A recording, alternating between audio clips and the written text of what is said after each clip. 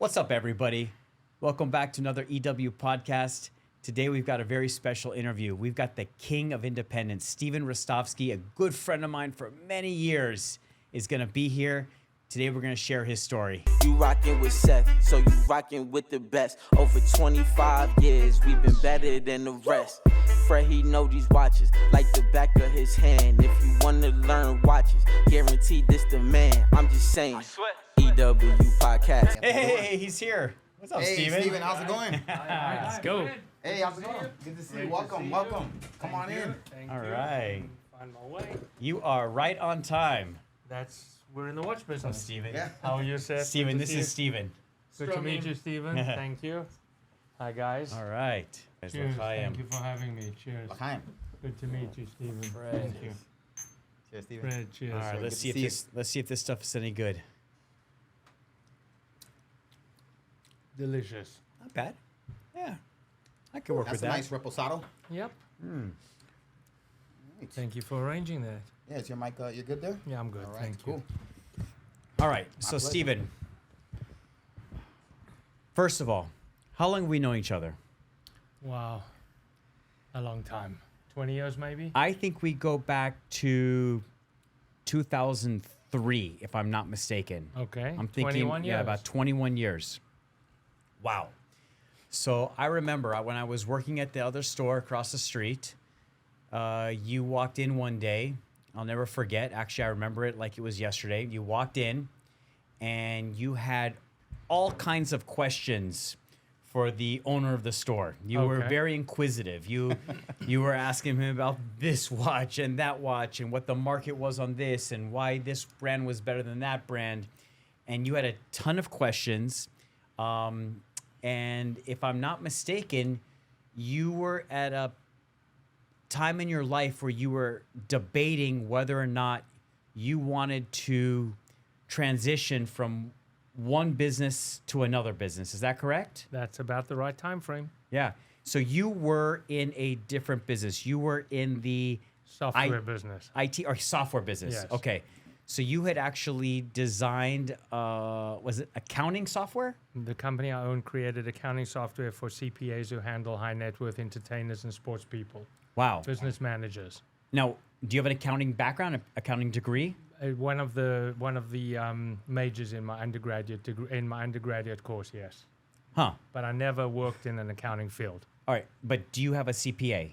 No, So you designed accounting software, but actually didn't have a CPA. correct. But I invested in the company, bought into the company that had created this accounting software. Gotcha. So I'm not a developer or a programmer. Yeah.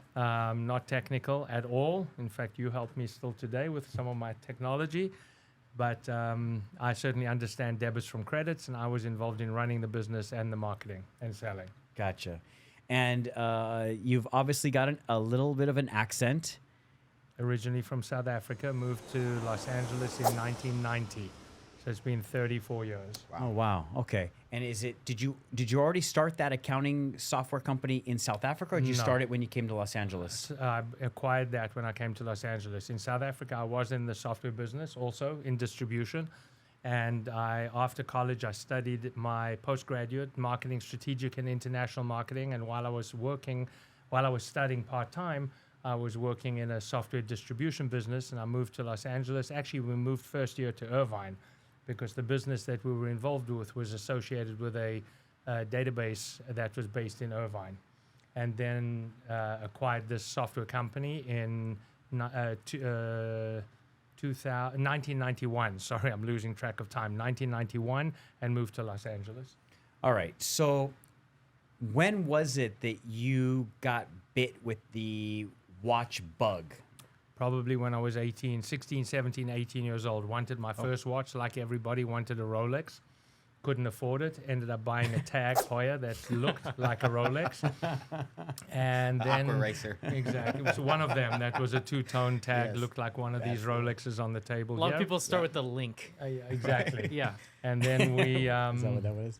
in the mid-90s, when I was in the software business, one of my side hobbies was watches, and I really got the bug back then. Started collecting watches in the early to mid-90s.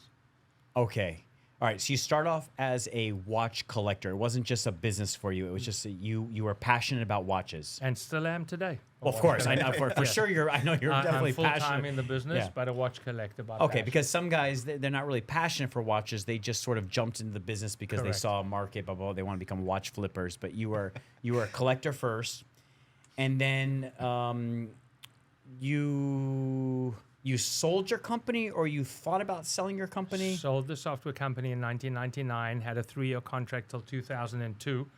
And in that time frame, I really started learning a lot more about watches, probably spent 15, 20 hours a week reading online publications, online magazines, print magazines, buying and selling.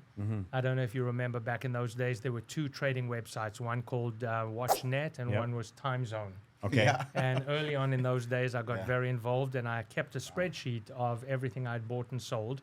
And I never really kept more than, let's say, 10 watches in my collection. In that 3-year time frame, I had bought and sold 156 watches, which was one a week.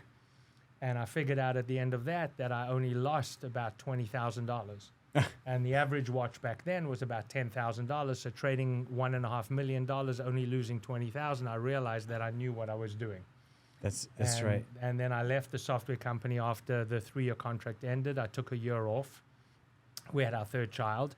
And during that year, I decided I would still only buy for myself if I wanted to wear and enjoy, but I would only sell if I broke even or made money. And I made a little bit of money, not a lot, $4,000, $5,000, $6,000 in the summer of 2002. And I was then being courted by a venture capital group to run a large catalog fulfillment company in Indianapolis. I was about to sign the contract, and New Year's Day 2003, a friend of mine said, "You figured out how to make some money trading watches. Why don't you start trading watches?" And that's how it all began. And I Okay. moved into my first office in Beverly Hills 6 months later, and the rest is history. I remember you actually half a block from here, Yeah, right up the correct. street. Exactly. I remember that office very well. So actually, because you were utilizing WatchNet and Time Zone. Time Zone, you were actually in the forefront of e-commerce watch internet business. I mean, this was the only platform besides eBay. This was the best platform, but this platform, I remember, it gave you access to actual real connoisseurs, real collectors. Correct. And you had a better likelihood of not getting caught up with scam artists and whatnot, and And actually, the Time Zone approached me to invest in the company Oh, really? before I started trading watches, but I decided I preferred buying and selling watches rather than being back in the technology business, because it was a technical website. That's Right. what it was. Are It was a are, platform. are those platforms still in existence? Are they still players? I still see a Time Zone You'll forum. see Time Zone Yes, here and probably there. Yeah. forums, but not trading platforms. That's Chrono 24 and the others. Yeah, Chrono 24 definitely took over.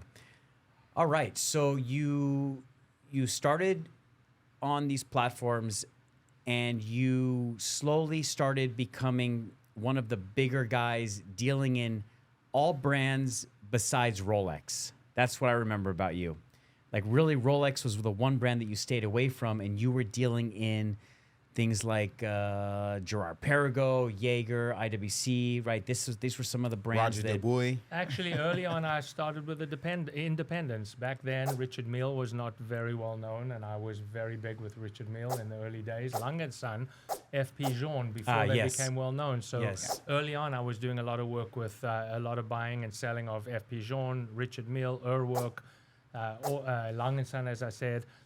These independent brands were really a passion for me. So let's define for all of our viewers that maybe they're not familiar with the terminology independents are. What is an independent? Well, for me, an independent really means a company that's not owned by a major group, and they develop and create most of the components and the manufacturing in-house. But I like to work with brands that produce and manufacture less than a couple of hundred watches a year. So 200-300 watches, that's really what my sweet spot. Those high-end brands doing most of the creation and development in-house and produce very few watches. All right, but by dealing in those type of brands, you're limiting the amount of actual customers you could potentially have, because most people have never even heard of a lot of these companies. Is that correct? Right, but if you remember, I've been in the business now 22 years, and I only launched a website a couple years ago. So for the first 18, 19 years, we operated under the radar, but my unique selling point was I acquired inventory, rare inventory that other dealers would not buy. So while other dealers were buying Patek, Rolex, Breitling, Cartier, Yeah. AP.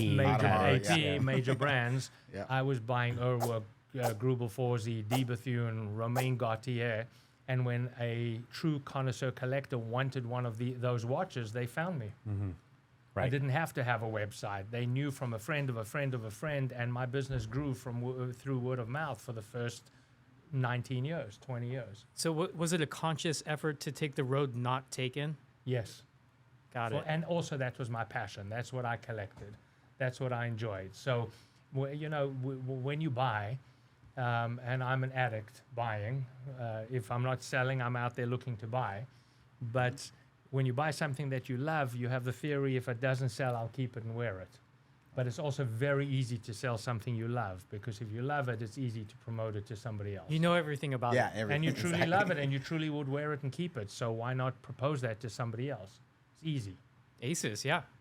A lot of guys out there, they're in the business, and they want to become watch dealers, but they're not actually able to write the check and to buy the watches. You have a reputation in our business as always being able to write the check. How important has that been to the success of your company? Critical. I couldn't have succeeded without it, because Yeah. in the first years, until the COVID years, my business philosophy was always to stay honest with a 10% business model. Now I need to try to make more, bigger overhead. But in order to stay honest with a 10% business model, I gave my clients the opportunity to sell me back, not trade back. I didn't force them into another watch. They could sell me back a watch at 90% of what they had paid me for it. So I'm sorry, on trade though. They buy. I would You buy would- it back from them at 90%.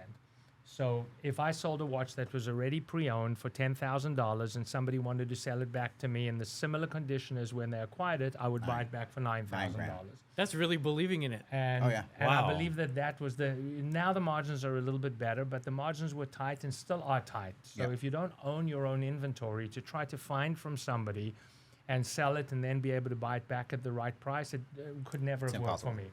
And that's why I never took consignment from my customers either, because if Right. I was willing to pay $9,000 for a watch I wanted to sell for 10, and somebody said, but let me give it to you on consignment, I would like to get 12. Right. You have no skin in the game. Why don't you try? Even if you get 12.5, why not? I'm a big believer that lightning doesn't strike twice in the same place. So if I bought it for, sorry to hold you there for a sec, just to follow that thought process. If I took it on consignment for 12, did sell it for 12.5, I'm obligated then to buy it back for 90% of 12.5. I don't believe it should have sold at 12.5 the first time. I really don't believe it'll sell there again second time. So I never took consignment because I would have lost money the second time around. You would pass. Okay, that's different. All right, so let's fast forward a couple of years through. I know also about your business that you have incredible relationships with actual authorized dealers. Is that something that you really sort of kind of push, the fact that you could make these relationships with these guys that other people couldn't? Yes, because early on, my business really worked with a private list, a club that subscribed to get my listing of watches every 2 weeks. And I was not on the internet. I was not posting on public forums. I didn't have a website. So authorized dealers who wanted to sell important pieces, perpetual calendars, tourbillons, minute repeaters, complicated perpetual pieces, complicated high-end watches from many brands, they knew if they sold it to me, they were not going to get into trouble from the manufacturers because I was not vocal, I was not visible, everything was done quietly. So I built great relationships. So did they Very find you or you found them? They found me. They would just Actually, find you. Okay, so yeah. you Word of mouth. weren't sitting there calling. Right. Okay, that's And interesting. so my business grew with new and pre-owned. obviously buy pre-owned watches from other collectors or estates. But I also had new watches that I bought from either some of the guys in New York that you knew at the time who were dealing in closeouts, or from retail stores who either stopped with a brand or wanted to get rid of older inventory that wasn't moving. Would you go to the trade shows? Yes. All right. So did you like the gray market trade shows or the actual manufacturers trade shows? In those early days, the gray market trade shows, but I never exhibited ever. I would only attend to buy and try to sell while I was there to the dealers I knew and to the collectors I knew, but never exhibiting with a showcase. Okay. All right. So those that don't know Steven, I know him. I know of his reputation. I know what everybody in the industry basically thinks of Steven. And Steven has one of the most impeccable reputations out there. I can say this for Steven.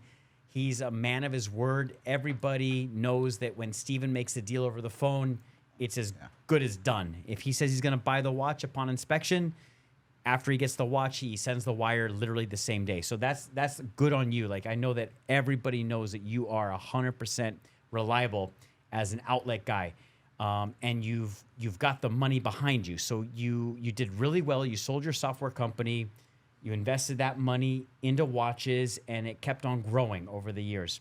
Correct. Now, when was it, Steven, that you decided that you were actually going to move to the next level? And instead of just being a trader of watches on the gray market, you were actually going to be involved as I believe, a distributor of a major company. So one of the good friends of mine who I used to do a lot of business with, and we became very good friends, still are very good friends today, Joshua Rogoznitsky, who runs Delmas in New York. He was approached by Grubel Forsey to take over Grubel Forsey distribution in the United States. Okay. I was already one of the largest resellers of Grubel Forsey. I was already selling new and pre-owned from sources that I had new and pre-owned from the marketplace. And he approached me and I said, absolutely, I would love to get into that business as long as two conditions. Number one, the prior distributor is already done because I knew him and I didn't want to get in the way of his business because I'm ethical that way. And number two, they have to know that I'm already trading in the secondary market. Because in those days, today we call it the secondary market, but back then it was the gray market. You mentioned the gray market. Sure. And nobody wants to be gray. You're either black or you're white, but you're not gray. No one wanted to mix. You're not in between. So we were the gray market. We were the unheard of. Nobody wanted to know about us, yet the factories did want to know about us. We know the stories. Yeah. They spoke from both sides of their mouths. When they needed us, they liked us, but they wouldn't admit that they liked us. Anyway, I managed to move forward as one of those guys who was still in the gray market, but had a good enough reputation to move on with one of the best brands in the world. Wow. And I became the distributor for Grubel Forsey. That ran till COVID times, 12 years. And after that, I was a distributor for Arnold & Son. And then I was distributor and part owner of DeBethune. Oh, wow, DeBethune. Which is literally one of the hottest brands at the moment. Yeah. Super hot watch right now. Wow. So what year was it that you first initiated with Grubel? Well, I think 2011. Oh, okay. So way back. I thought it was maybe 2015, 2016. Okay. 2011, I think it was. And Grubel at that time had a price point. Their average watch was $250,000. $550,000. Half a million. Price point at the time they was didn't have the lower end. No. This is only the higher end. So the double tourbillon 30 degree, which was the first launch, was $500,000. Very cool watch. So on average, their price point was $500,000, and that was a tough gig. They were making less than 100 watches a year, call it 100 watches a year, employing 100 people. And for the United States, we always took between 35 and 40% of the production.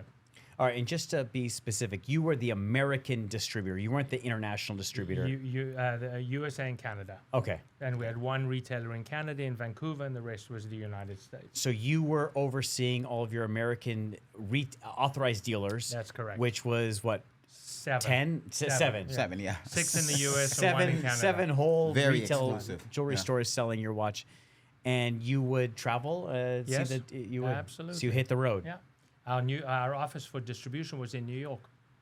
Okay. So we had the office. I had my Beverly Hills office for Rostovsky watches, and we had New York office for distribution. For fulfillment. Okay, but you were actually going and meeting with the authorized all the dealers? retailers, yeah. California, Dallas, Texas, Philadelphia, New York. So all this further solidified your relationships with these authorized dealers who were selling other watches. That's correct. You kind of like you parlayed the fact that you're now a distributor for a brand, and they could then also sell you, let's say, a trade-in from, let's say they're getting an IWC Perpetual. Right. You could buy their. So it was amazing. There was never really that much overlap, though. And if I think back, it's Okay. a good question. But and I don't keep statistics. Often people say, Yeah. what's your average price point? What you're selling at? Which brand sells the most quantity? Right. I don't really follow and do all of that. I'm getting past that in my life, but I don't think much of the distribution overlapped with the acquisition. Gotcha. It was kind of a conflict. You know, we wanted our retailers to sell our product at as close to retail as Yeah. possible. It was a high retail product, Yeah. but to sell it as close to retail as possible. But at the same time, when I'm buying for Rostovsky watches, I want to buy it as big of a discount. From Right, you're going to retail. buy right. So there was kind of a conflict there, and I didn't mix the two. All right. It was a conflict, but it wasn't. It didn't hurt you that you let's say had a relationship No. with a guy that might have also had, I don't know, Paddock. I'm just throwing it out there, and then let's say you. Right. Yeah. It's a fan. I mean, I don't think there's anyone else that's done this. I mean, And it was a maybe. fantastic run. We did Yeah. a very good job for the brands that we were distributors of. And like everything, as a distributor, you're responsible. You're not an agent, so you're responsible to buy. You commit. In those days, today there's many watch shows through the year. We were talking about. I was talking about Yeah. that with somebody the other day. But in the early days, there was one show, SIHH, in Geneva? earlier in either Geneva and Basel, but brands only did one, SIHH or Basel. Right. And it was early the first quarter of the year, and they would launch their new product, and they would give a delivery schedule, and everybody would place their orders. And we never expected, Joshua and I, my business partner for Blvd, and when I was doing DeBethune distribution, we never expected our retailers to commit anything to us. Wow. We said, we'll buy this quantity, and we were committed. Oh, okay. And we bought. We never turned down an order to this day, never. So basically, you had brass balls. you had to have brass balls to do this business. All right, so let's talk about DeBethune. I mean, it's one of the hottest brands, but it wasn't always the hottest brand. But you had an eye for it. I mean, how did you know to get involved with DeBethune? But none of these brands were hot, if you think about it, in the early days. I mean, when I started with Richard Mille as a perfect example, or Journe, another great example, Yeah. because those two now sell Oh, yeah. basically over retail Way over. for their whole line, Yeah. almost, Yeah. right? Can't So even the get whole Journe, line yeah. of Journe and Richard Mille are all Richard above Mille. retail. But Yeah. in those days, they were 35 cents on retail in the secondary market. And I was committed to them. I loved them. And I tried to convert clients who came into my office with an AP Paddock Rolex, I would try to convert them to one of these independent Yeah. brands. And the reason they would be comfortable doing it is because I would offer that buyback. Try it and sell it back to me. Right. And that was a good business model for me. And And fair. and fair. Very fair. And it kept me honest. Opposite, Because absolutely. it wasn't a trade back, it was a buyback. If Right. somebody said, I don't want $9,000 trade value, I want a $9,000 check, I Right. would have to write that check. And you made it easy for your client. Correct. There's no guessing game. No, they Yeah, knew what they were absolutely. in for. There were a couple times when the market changed. 2009 September, when the market crashed, there was an adjustment, and I adjusted by 10%, which I think was very fair, because the whole market, stock market, property market, all dropped 50%. Yeah. But I saw DeBethune in also early, probably 15 years ago. They launched their first in-house movement. It was the DB15, which was a hand-wind perpetual calendar with a ball moon phase, the first three-dimensional moon phase that I'd ever seen, with the bullet lugs in a very classic case, and I fell in love with that watch. And a few years later, I kept buying and selling and trading and getting involved in collecting for myself. The two brands that I collected the most personally was Blvd and DeBethune. And a number of years later, in 2017, early in 2017, they were in a lot of financial difficulty. Pierre Jacques, the ex-CEO, he wasn't with them at the time. They were making about 20 or 30 watches a year at that time. Wow. And I managed to acquire all the available inventory they had. And then later that year, they were for sale, and I was involved with two different buyers who wanted to buy the company. And Pierre Jacques was in the lead of an investment group. We bought 51% of DeBethune in late 2017. and the company was really struggling, like most of the other smaller independent brands. Not FP Journe, not Richard Mille back in late 2017, but a lot of the brands, MB&F, Urwerk, Gronefeld, most of what I'm showing today, they were all struggling back in those days. Absolutely. HBMF is very popular right now. It's very one? like MB&F. sorry, MB&F. yeah. Absolutely. MB&F. All of those Yep. brands took a real improvement in market recognition and market values since COVID. And then, so late 2017, we acquired 51% of the company. We turned it around. I opened up retailers. I took a big chunk of the production. And in 2021, we sold to a watch box in Philadelphia, the majority stake of the company. And the brand was doing exceptionally well. And then COVID came, and now everything for that brand is over retail. Wow. So Watchbox is still the current owner of Majority DeBethune? owner, correct. Oh, wow. Huh. I don't think I realized that. Amazing. All right. So, Steven, That you... is And not Watchbox, 1916 company. a 1916 company. Yes. Exactly. All right. Okay. Goldberg. Yes. Danny. Shout out Danny Goldberg. OG. All right. So I ask you today if you could bring in some of examples, maybe like 5 or 6 different brands that you really feel like are good buys right now. These are good independent brands that the consumers can go for. So we have a tray right here. Let's bring it out and let's talk about each brand. Let's get through it. Let's talk about some watches, and let's get your opinion, Steven. While you guys pull those, I was going to mention on the FP Journe brand, just, as time has passed by, it's just fascinating to see what happened with that one particular watch, the Chronometer Blue. Yes. In terms of the value of that piece, I couldn't believe what they were trading for in the last year. Because there's a 4 or 5 year waiting list. Yeah, it's just like So- the most Is it still simple. over 100,000 for that No, watch? no. I think they're it's a trading little under. now. It's a little under Yeah. in the 90s, but my goodness, it's just amazing. It's crazy. But it's beautiful. It's and a- you can really appreciate why it would sell it's for that price beautiful. point. It's one of the most beautiful watches you can find out there. Beautiful. With that blue dial and the was it tantalum case? Is that Tantalum. Yeah, gorgeous watch. I know my client that I sold that to about 10 years ago. He's probably quite So happy why with don't it today. Which one's mine? Why don't we go Wow, in? look at this. Let's go in order. Let's do lower to higher. And Low- Steven's low to respectfully high. Low to putting high, on low to high. his watch gloves here, respectfully, Yes. The Grubel glove. Even though I no longer do distribution for any of these brands, DeBethune, Grubel, Forsey, I'm still a direct authorized retailer for several of the brands on the table here. Our time we'll talk about Vianney Halter, Gronefeld, Ludwig Ballard, and Romain Gaultier. Very good friend of mine, Romain Gaultier. And I think what really changed in the COVID years was prior to COVID, if you didn't have a brick and mortar store, a retail store, you couldn't really be authorized to represent a luxury brand. Right. But then COVID hit and nobody wanted to walk into a retail store. They were Right. closed. So the retail stores were operating from the back door. I mean, not illegally, but that's how they would do their business, over the phone and over the internet, and people would drive by and pick it Yeah, up. curbside service. Curbside service, exactly. And so now the business changed, and you see even today, a lot of the bigger brands, AP, Richard Mille, they're creating houses, lounges. Instead of having a brick and mortar ground level store, they're up in a building now or in an apartment block where they have a lounge upstairs, private, by appointment only. So we converted in our office in Beverly Hills our conference room into a lounge with a bar Nice. and a beautiful sitting area. And we now represent many of these brands, smaller brands, directly. Fantastic. Fantastic. All Yeah, right. absolutely. So lowest retail to highest retail. The first one would be the Gronefeld Principia in steel.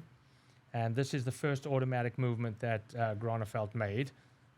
Beautifully done, all in-house. The simple watch, time-only watch, everything from them is very classic. By the way, I'm thinking about it. A lot of these watchmakers, Gronefeld anyway, the Gronefeld brothers originated from Renault and Papy. A lot of the people in the business, the high-end luxury watch business, came through Renault and Papy, and I went recently to their older facilities. Sorry, what is that? Switzerland? Is that what you're talking In about? Switzerland, yeah. Okay. Renault and Papy is owned now by Audemars Piguet. They bought the manufacturing facility. They were a watchmaking facility that did a lot of work for other brands. So this watch retails around 45 or 46,000 US dollars. It's hard always to equate because they're in euro, the rest are in Swiss francs. But Gronefeld makes there's two brothers. They're a watchmaking family. They make 70 to 100 watches a year. Price point from 45,000 up to almost 200,000 for their new chronograph, which is a very sophisticated chronograph. But they stopped taking orders about 2 or 3 years ago because everything sold out till 2027 or 2028. Really? So I have orders in with them. I think deposits paid until the end of 2026. So that's been 2 years already. So 4 years worth of orders with them. And then they'll open up to their retail partners before they open up again to private customers. A lot of the smaller brands during COVID started to sell direct as well. Right. Because all the watches were now selling for full retail, some of them over retail. This particular watch retail 43, 44,000. There was a time in COVID it was selling for 65,000. Wow.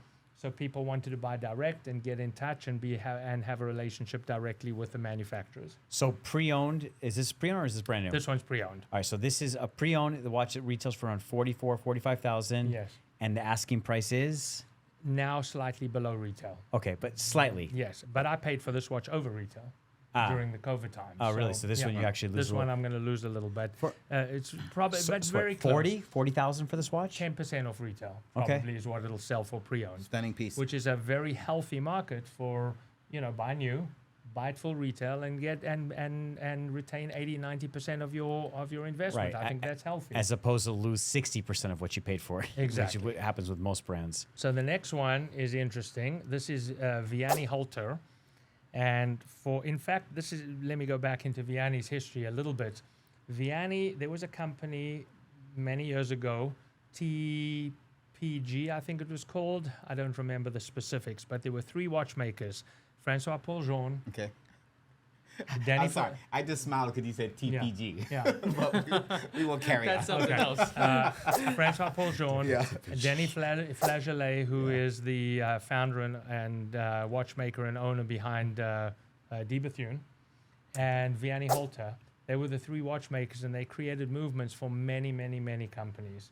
And one of the famous movements is the one-button chronograph that they created for Cartier. Oh, okay. The Monopoussoir. Exactly. And that was the DB1, the first DeBethune. DB1, when they launched DeBethune as a company, they acquired the movements that were unused from Cartier, and they launched their first brand, the first watch from DeBethune. The DB1 was the one-button chrono. So this is the classic from Vianney Halter. The retail price is $79,500. This piece is in titanium. It's new. And this was created for me for the United States. Wow. Oh, wow. So I work with Vianney directly, and we created 12 watches. It's a limited edition of 12. We have 3 or 4 of the series left of 12. I see it. Stunning And looking watch. Yeah. it's called the Liberty. So he's had this classic watch in his collection for many years, and it was always a 36 millimeter watch in either yellow gold or rose gold. So we created this for the United States. It's 38 millimeters in titanium. First time he's worked in titanium. And the dial is actually a sapphire dial painted from behind, wow. the color green of the first US dollar. Oh, that's amazing. If you take a That's close look at the dial, it's deeper layers. And Did you layers guys hear and that? layers. This is a sapphire dial painted from behind. And I kept looking at Something it, to and the more I look appreciate. at it, the more I see. Work. So Workmanship, there's a lot of craftsmanship. history for Vianney in this watch. He's French, and there's a strong relationship between the Statue of Liberty was donated by the French to the United States. Sure. And so on this particular watch, what he tried to do here was United States version, Liberty edition, a little bit larger, made in titanium, green, the color green from the US dollar. Yep. The font of the numbers are also from the font of the first US dollar bill.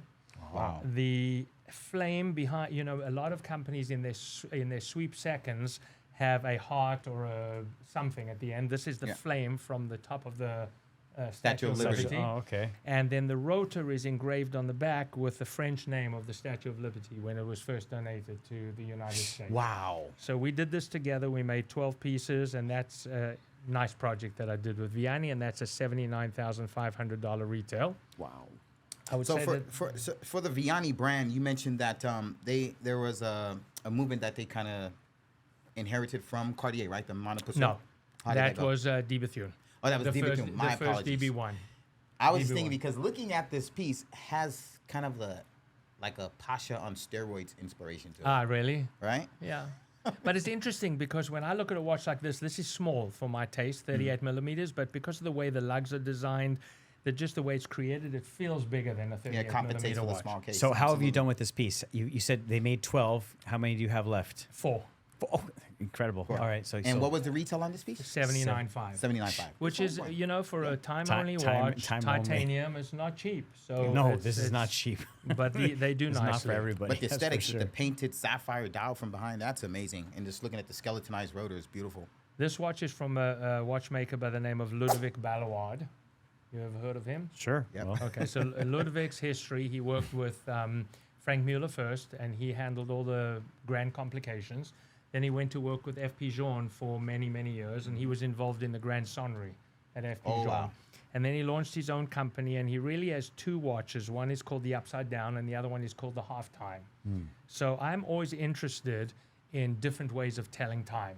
That's why I fell in love originally with the Urwerk, the first Urwerk, Oh, if yes. you remember. of course. That's a similar concept to the Star Wheel. What do they call The it? Star AP Wheel? had the Star Wheel. Star Wheel. AP Star Wheel.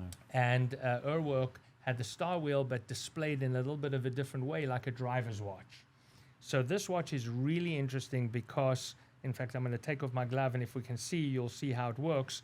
But all of the numbers are upside down, except the one number that is the correct time will be the right way up with a little dot in it. Oh, that's cool. So I'm not sure if you'll see it in the camera, but for right now, the time is 5:58, and every number is upside down except the 5. For the hour that it's actually on. Exactly, and there's a little dot That on the is 5 cool. if you can see it. Oh, yeah. It's actually. And if you move it, you probably won't see this in the camera, but if we try to move the watch,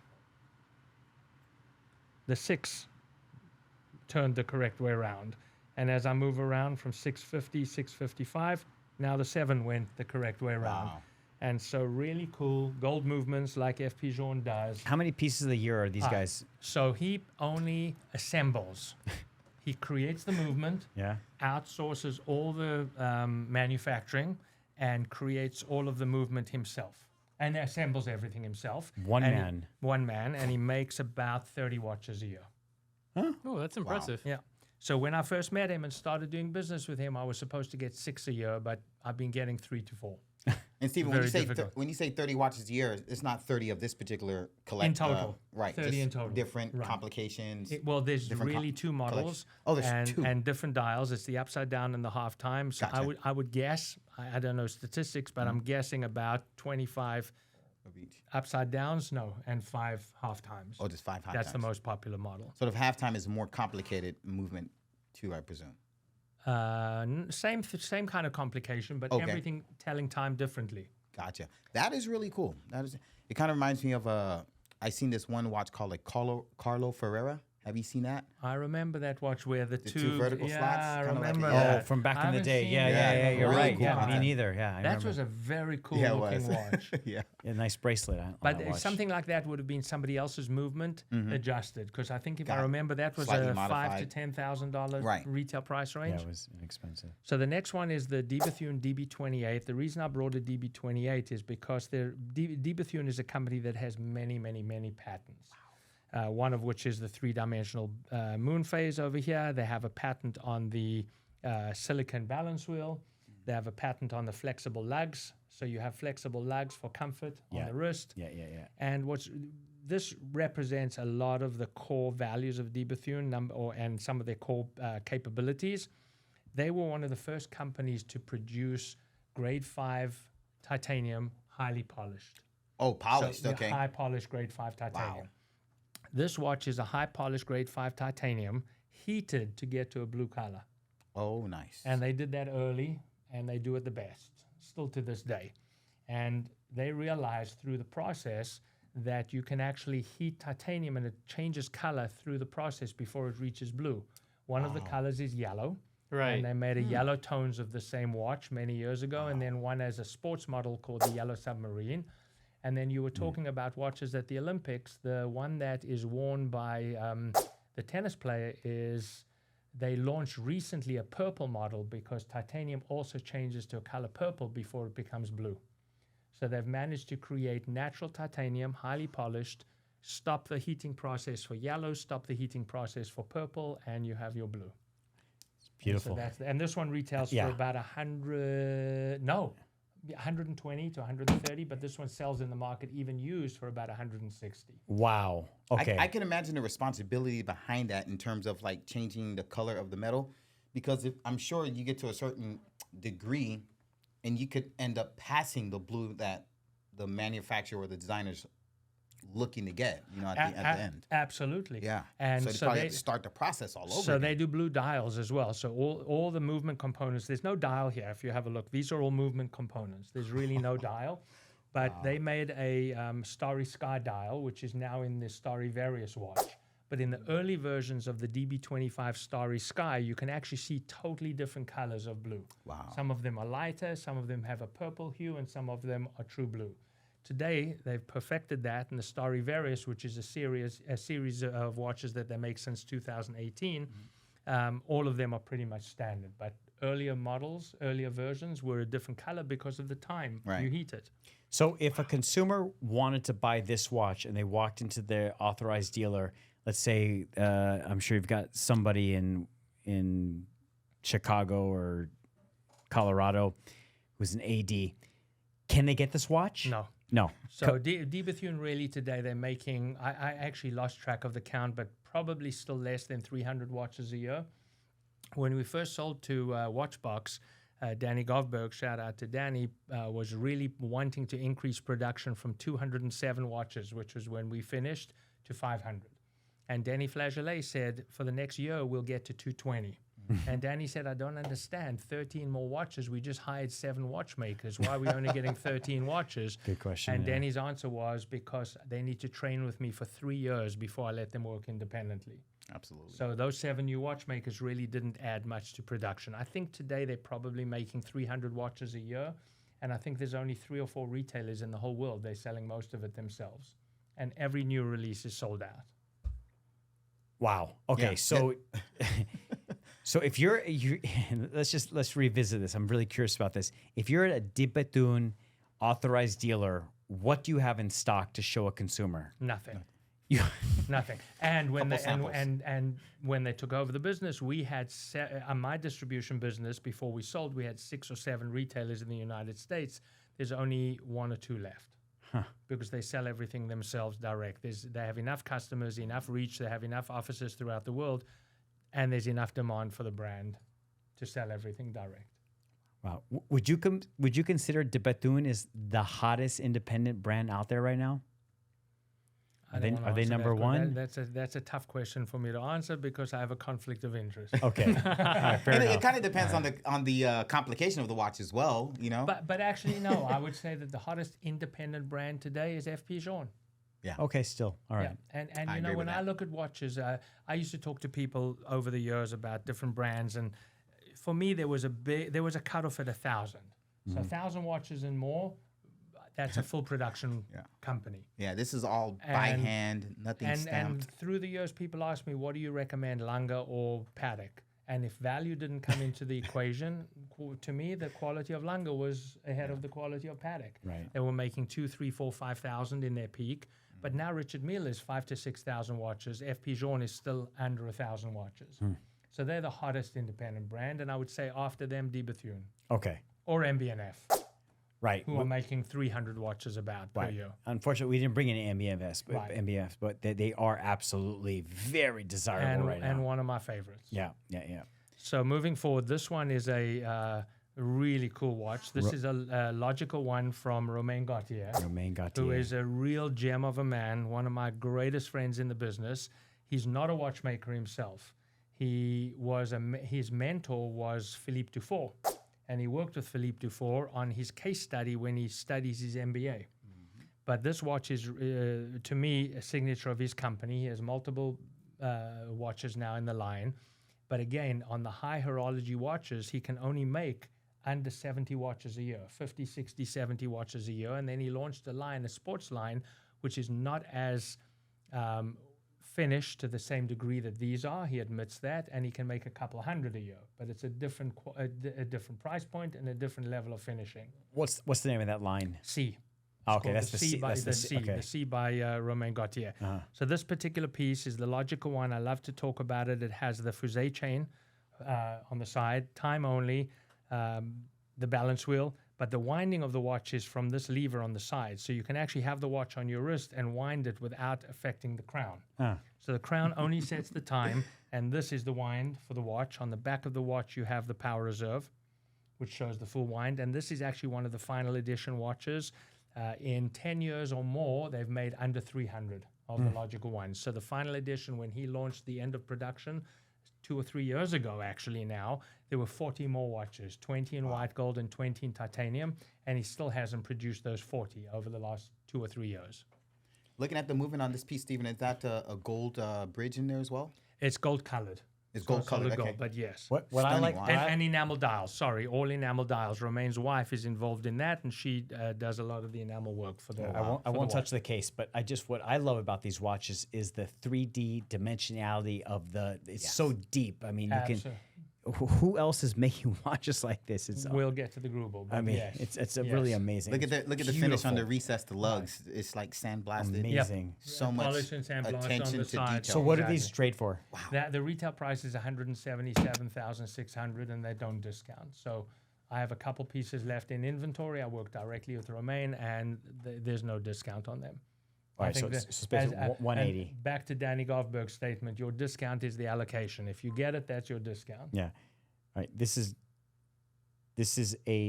not a tourbillon, Not a tourbillon, balance wheel with a fusée chain. but it sort of gives you the whole look and feel of being a open works. tourbillon. Yeah. Absolutely. Yeah.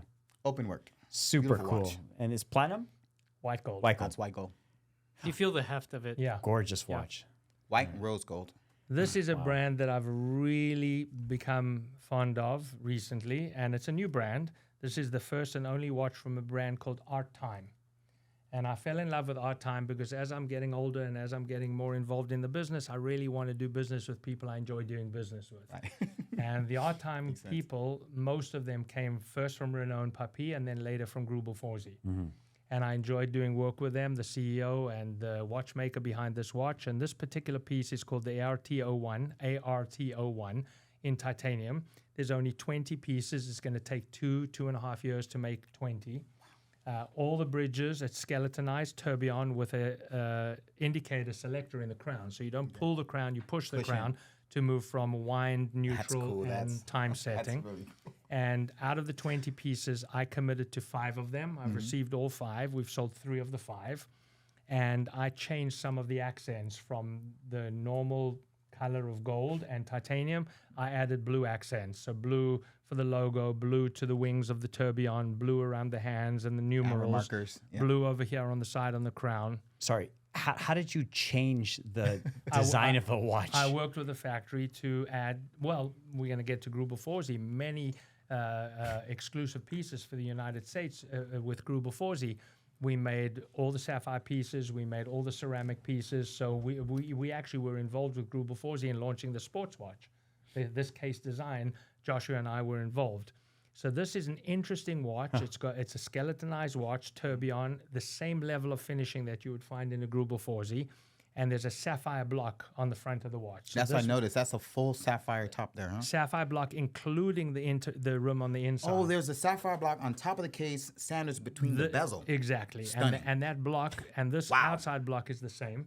And then what I decided to do with this model, working with them, instead of having black on the inner rim, we made it navy blue. So in fact, in certain lights, you can see there's a blue hue that reflects through the sapphire. Yeah, that's like its own rehat down below. It's coming from the inside. Look at the transmission on this thing. So it's a tourbillon with solid gold bridges. That is amazing. And that's your indicator for your wind, neutral, and time it's like setting. yeah, absolutely. Not so easy though. 245,000. When did retail these hit the market? A year ago. Okay, so this is a brand new, for anyone looking for like a brand new independent. That was my question. When was this piece launched? Yeah. So a year ago. And what's really interesting about this company, when I went to Watches and Wonders early in this year, April, I decided to take one day off from the show to go to their factories. They have 3 facilities, and they make everything.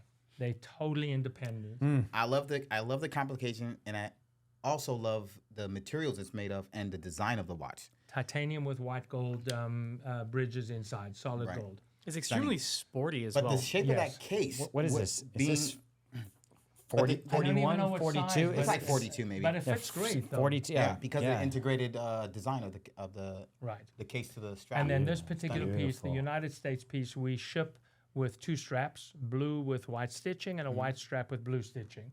And they make everything. They do work for many other companies, brands that we all know, bigger brands that we mentioned already tonight. I should not say, but Art Time, this is Art Time Creations. This is the watch brand. But Art Time as a company, they do a lot of work in Switzerland for lots of other brands.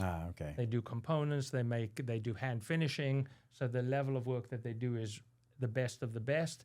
And I'm really fond of this brand, and I think another few years they will be on fire. They're All right, innovators. so I just want to point out to our audience, Steven, you've got an incredible track record in the whole, predicting which independent brands are going to go up in value.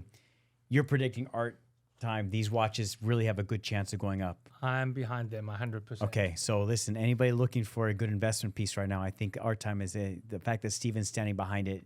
You've got a good chance of making a little bit of money on your watch if you buy And the this next brand. release next year will be not a tourbillon. It'll be a time-only watch, balance wheel, couple of complications which I won't talk about now, but the goal is to be under 100,000.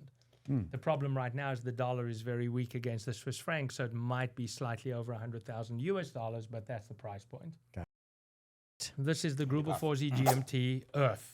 And the reason I brought a GMT was because it brings a lot of the DNA, this particular piece, a lot of the DNA of the brand from the history of the brand in all the years that I was doing distribution for the brand. You've got your globe. From the front of the watch, you can see the time, 24-hour time zones in all the cities of the world. On the back of the watch, you see specifically the times in the 24 cities as a true world time watch. You have a second time zone, which is adjusted 1 hour at a time from this button over here. You have your hours and minutes. And you have your power reserve with a 24-second high rotating, 25-degree angled tourbillon. And this particular piece is the second execution of the GMT. It's the Earth model, where the top crystal is entirely one block of crystal. So there's no, most watches have crystal inside of a bezel. Right. There's no bezel here. This whole top is crystal on top of the watch. And they created a system where you vacuum seal it with specific materials, and there's no way to get inside the watch except from behind. I This can is a talk very more cool about piece. it, but I know we're limited to time. No, but so how big is this case? 43.5. And this is the asymmetric case. That's also really one of the DNAs of the brand. They had the globe. They were the first to put a full globe into the watch. They have the asymmetric case to give more space. And also all of their tourbillons are angled tourbillons. So for precision, for timekeeping, they worked out early on that if you angle the tourbillon, it works a better way against gravity. And even the time-only watches, the one I'm wearing is the Balancia Sport. This was obviously the most successful launch, the sports line. Titanium. This is in titanium, high-polished titanium. And the balance wheel, this is just a balance wheel watch, is also at an angle. This is, I'm not even sure, I think it's a 30-degree angle. Steven, how many pieces is Grubel making this year these days? 200. 200. Okay. Maybe 220. All right. And the average price point dropped because something like this, the one I'm wearing, the retail price is $250. Wow. So, and they're making mostly the sports watches, mostly balance wheels, not many tourbillons anymore. So they do have handmade watches that they call it the handmade. They make 2 or 3 a year. It's 96% of the watch is handmade, not just hand finished. That's around $800,000 a year. But I would say, I'm guessing, the average price point now from the brand for 200 and something watches, maybe $300,000 at retail. Wow. And okay, very good. And then what would you say on average the resale value of? Are they keeping 90% of their value? No. A lot of the market has adjusted, as you know, in the last year and a half since the COVID times. But yes, during COVID, I bought pre-owned Grubel 4Zs for 20, 25 off retail to hopefully sell at 10% of retail. But the market has changed. Okay, gotcha. All right. So they dropped a little bit, but I'm sure there are Grubels that are still trading for above retail, but not all. They have how many different models Grubels do they make? Probably approximately? 4 or 5 or 6 current models in the collection. because of their average price point being so high, they never really got to above retail. Okay. And in the early days, if you remember, Fred, you mentioned the chronometer blue from FP Journe earlier on. That was the only watch that was above retail early on. Really? And in DeBethune's world, the Starry Various, which was the entry-level piece, 65,000, 70,000 at the time, retail, that was the only watch that was above retail. Wow. So Grubel 4Z having a high average retail price, 300, 350, it was difficult to get to over retail. Yeah. But now you've got many Journes, many DeBethunes in the $100,000, $200,000 range that are selling over retail. Gotcha. I remember about maybe eight or 9 years ago when you first showed us this watch, but I think it was in maybe titanium. Could be titanium, Yeah. white gold, White gold. platinum, With but the this is 3D a leather version. Yes. Yeah, that watch just blew me away in terms of like seeing timepieces and understanding about complications. Something to appreciate. And if I'm correct, the globes on these Grubel 4C GMT 24 hours, is it one particular person that like paints that globe and have it in? I'm not sure, but in order to get, you have to remember that this is a ball. It's in titanium. It has to be light because it moves with the Oh, movement. the ball is of titanium as well? And it rotates with the time of the watch. So if we turn the hour and minute, every watch I set to the time before I came, but if we turn the hour and minute of the watch, you'll see the globe is moving with it. Like on its normal axis Yep. to that country. And then on the back as well, the 24-hour time zone moves like a normal time zone watch Yeah, full from calendar there. Patek. Yes, Awesome. exactly. Amazing. All right. Well, I Something think to our audience can obviously see why you are the king of independence, Steven. Thank you, sir. I mean, your understanding of these watches is unbelievable. Your love and passion of these timepieces is unbelievable. I mean, most gray market dealers out there they buy and they sell. They don't really care about the watch. It's just a reference number. It's just a retail price. Your passion is unbelievable, and I see why you've become so successful. Honestly, you are one of the most successful people in our business. Yeah. Thank you. I do have a story when you say that. And tell me. When I first was deciding should I start in the business or not, I went to my first trading show. We don't have to mention which one, but the gray market dealer show. It's IWJG. IWJG, Yeah, we've mentioned which is them a before. great show, no Yeah. problem. But when I arrived there, that was the first time before I'd been buying watches from other dealers in showcases in Beverly Hills, in New York. And now I arrived there and I saw everything being shown in plastic bags. And there was no passion. And they I just came throw it in back the box. thinking, are we trading sardines? It could be the same thing. It's either a sardine today or it's a watch tomorrow, and it could be a bottle of tequila the day after. Yeah. And a very, very good friend of mine who helped me in the business early on as a collector, I met him on either WatchNet or Time Zone. I said, I'm not going to do this business. I just don't feel the same passion out there as I have. And he said to me, his words were, he said, just be different to them. Right. Don't have the same guilt by association. Those were his words, guilt by association. And so I decided from that moment on, I will move forward. They can have their plastic bags, and I'm going to have everything presented really properly. nice. Yeah. And Yeah. it was successful for me. Yeah. Well, I get it. I honestly get it. And just, I don't know. You're amazing. Like, I'm just enthralled just listening to you talk about these watches and all the specifications. I wish I had the understanding of these watches that you do, but Steven, Thank you, seriously, sir. thank you so much for much. coming on the podcast. Thank you for having me. Wow. Thank you, It's been Steven. a pleasure. A real treat. Thank You you. were very quiet, Steven. You didn't have any. I was enthralled by the curation that you had He going was on. It listening. He was listening to Big Steven talk. I was sitting Learn there a few looking at him things. like, He'll learn a few things. I was definitely learning, but we're Yeah. like, the passion definitely comes through because it's almost like I'm at a horology museum. Right. It's It's artwork. absolutely amazing. I think Steven, he's just waiting for you to talk about 5-digit Rolex models, but you never went there. no, we're, this is and you true know those are pieces the of ones art. that we see in those the 5-digit Rolex Neo vintage. thrown in around in the plastic bag. By the way, on that note, the relationship I've created over the years with all my clients is, you don't have to buy from me. Call me wherever you are in the world. If you want to talk about a watch that you've seen, call me. Come to my office. It's like a kid in a candy store. People who really love watches. We don't consign them out. We don't consign them in. We own them all. Come and have a look and enjoy and have fun. And All right. We talk watches. All right, bro. Continued again. success to you. Thank you so much. Thank you. Well, Thank you, Fred. Absolutely. Thank you, everybody. Steven. And thank you for sharing all the information about these timepieces. Because as me being in the business for over 20 years, just with the little bit of information you provided with these brands, I just found that these guys are all innovators. They're the forefront of what's going on when you get to the other prestige brands, like the IWCs and the Breitlings and stuff like that. For example, this piece here with the salmon dial, you mentioned this was Gronefeld. this watch was released around during COVID, right? So 2020, about 4 years old. But now that salmon dial is like popular again from a couple years ago. Oh, These guys yeah. did it 2 years prior. But you know? what's interesting, you say that, and I don't know the exact details, but I was listening in the background to a presentation and a panel discussion in one of the watch shows, and Max Booser was saying, it's really sad because prior to COVID, for so many years, these independent watchmakers were really the guys who were doing all the creations. Right. They were doing all the innovation. Yeah. They were doing everything for other companies, creating new ways for watches, new ways of telling time, work, for example. And nobody really appreciated them. Yeah.